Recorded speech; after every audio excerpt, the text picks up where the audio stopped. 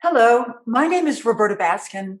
I feel very honored and humbled to be invited by Tanya Davis to speak to you for Purpose by Design. I do believe we all have a purpose by design, and often as we learn and struggle and grow, our purpose takes different shapes. And I hope that my story will help you in some small way discover your purpose. I spent most of my work career as an investigative reporter in broadcasting.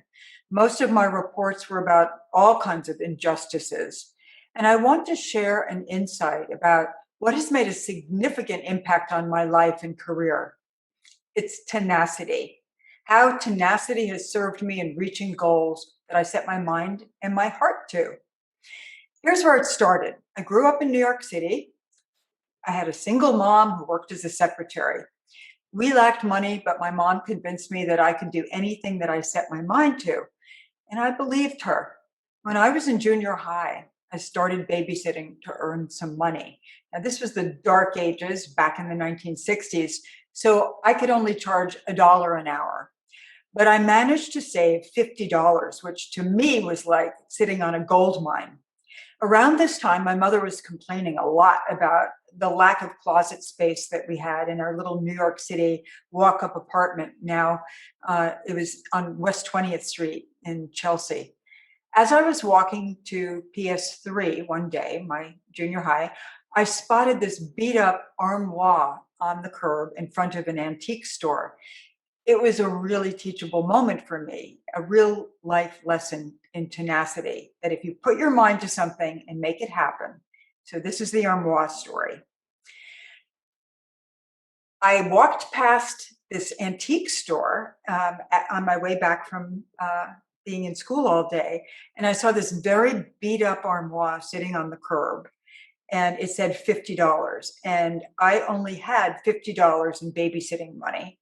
And so I went inside and I said, I see that you have this armoire. I really want to buy an armoire, this kind of closet, freestanding closet for my mother for her birthday, but I can't give it to her when it's all beat up like that.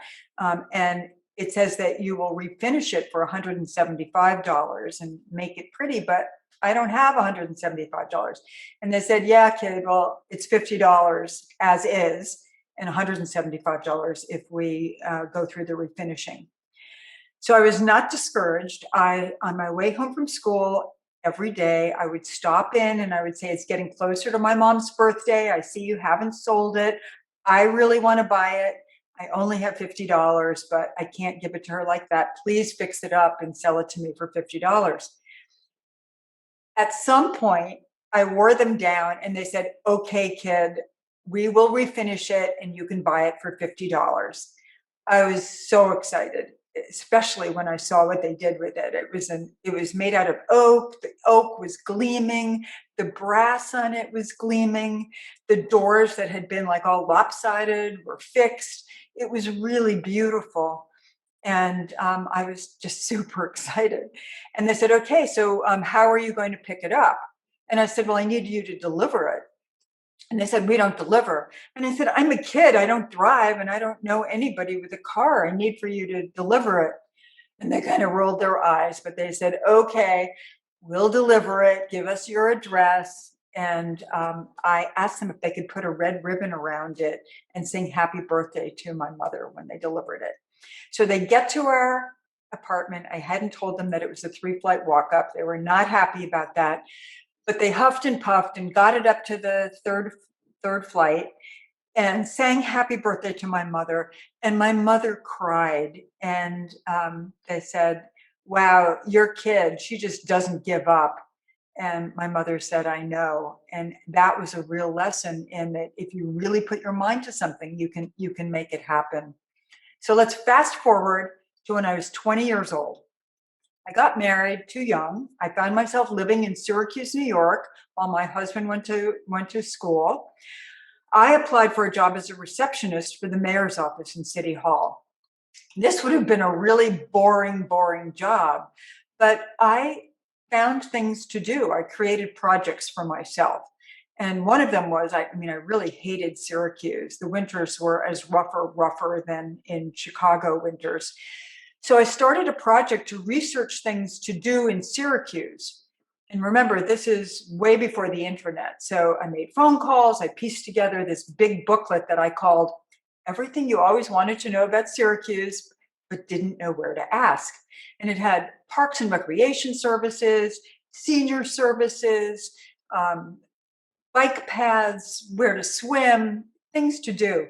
And real estate agents really liked it because it made Syracuse look like a nice place to live.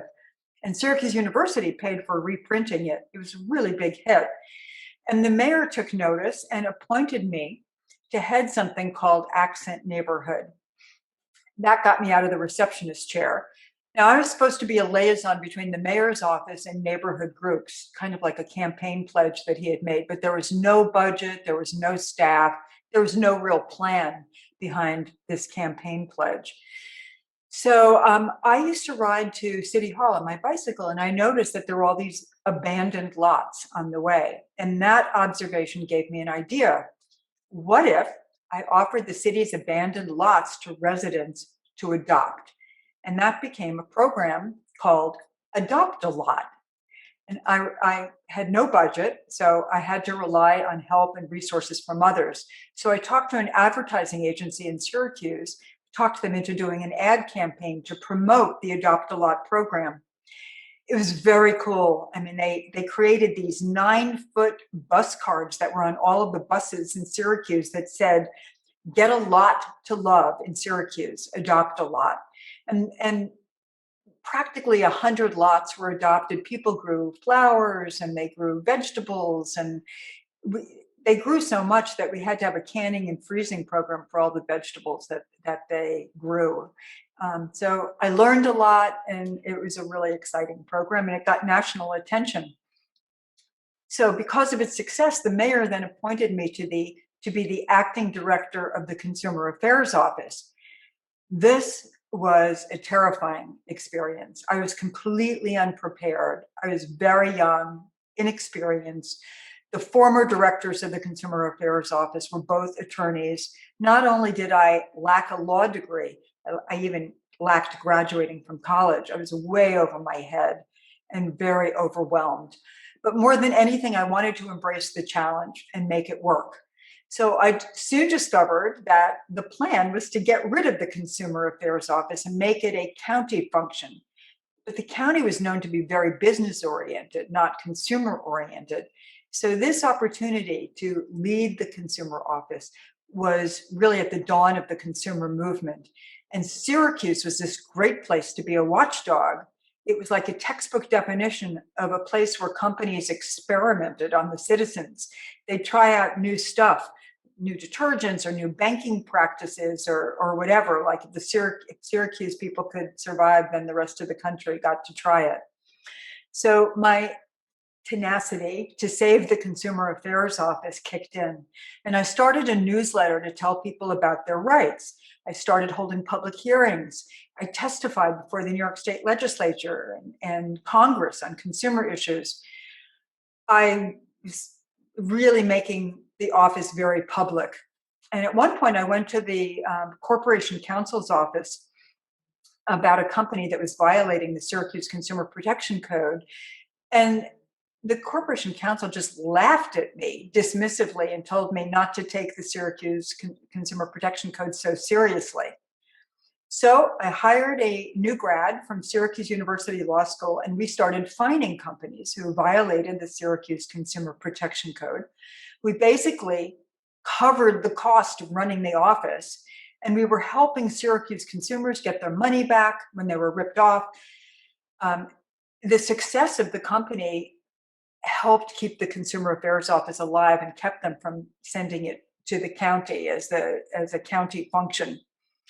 And one of the companies that we went after for deceptive practices and scare tactics was the Beechnut Baby Food Company. Beechnut sent out a flyer to 760,000 mothers around the country, warning them about the dangers of making homemade baby food. They basically said to these mothers that there's too much methemoglobin in homemade baby food, and that if you feed your baby homemade baby food, there's a risk of a disease called methemoglobinemia. and that with too much methemoglobin, your baby's skin turns blue, and asphyxiation could result, basically that you could kill your kid. Well, this seemed really weird because how did babies survive for thousands and thousands of years until BeechNut came to the rescue? So I called the president of BeechNut Baby Food and said, how many cases of this disease from homemade baby food do you have? And he said, I don't know, but I'll see if we can find some. Well, I did a computer search of the world and could only find 2 cases in America. One was from homemade baby food, one was from commercial baby food. So they balanced out. And I got back to the president of BeechNut and said, we want you to send out 760,000 flyers telling mothers that it's okay to make homemade baby food. And he wouldn't do it, so he ended up suing. And one of the press conferences that I had led to being on Good Morning America. And that kind of became like a audition for me for in Chicago, where WMAQ television was looking for a consumer reporter, and I was able to audition for the job. And at this point, I'm thinking, those babies that would be helped by having homemade baby food are going to be eating with knives and forks by the time the lawsuit gets resolved. So there was something about the immediate gratification of being able to go on television and tell people what they needed to know to make the kinds of choices that they wanted to make. So I was flown to Chicago, and I went out with a crew and sat with an editor and did a consumer story. This is the first time I'd ever done that. And the news director said, thank you very much, but no thanks. And I was so disappointed. I went back to Syracuse, and I realized that this is really what I wanted to do, that this was my calling in a sense. So I called him up and I said, you didn't like my presentation, but you really liked my story ideas. And this is the first time I ever put together a television report. Please try me out again. Fly me back to Chicago and let me go out with another crew and sit with an editor and put the story together. I know that I can do a better job. And they did that. So I went out with a different crew. I sat with an editor. I put together a new consumer story. The news director said, thanks a lot, but no thanks. You're just not what we're looking for. And rather than being defeated, I felt even more inspired. I really wanted this job. So I thought about it. I called him back and I said, look, you don't like my presentation, but you really liked my story ideas. I have a whole bunch more ideas. I know that I can do a better job. This is not brain surgery. It's not like anybody's going to die. Just don't put me on the air until you think that I'm ready. And I said, pay me the least that you can pay me under the AFTRA, that's the union contract. Pay me the least that you can, and don't put me on the air until you think I'm ready. And they agreed. So at that time, I was making $13,500 a year as the director of the consumer office. In Chicago, the least that they could pay me, I think, was $26,500 a year. So I was like doubling my salary. And, I think I was not really ready. I mean, the news director was right. And unfortunately, the news director and the whole management of WMAQ was fired about 3 weeks after I moved to Chicago. And it took me a lot longer to really learn how to tell stories on television.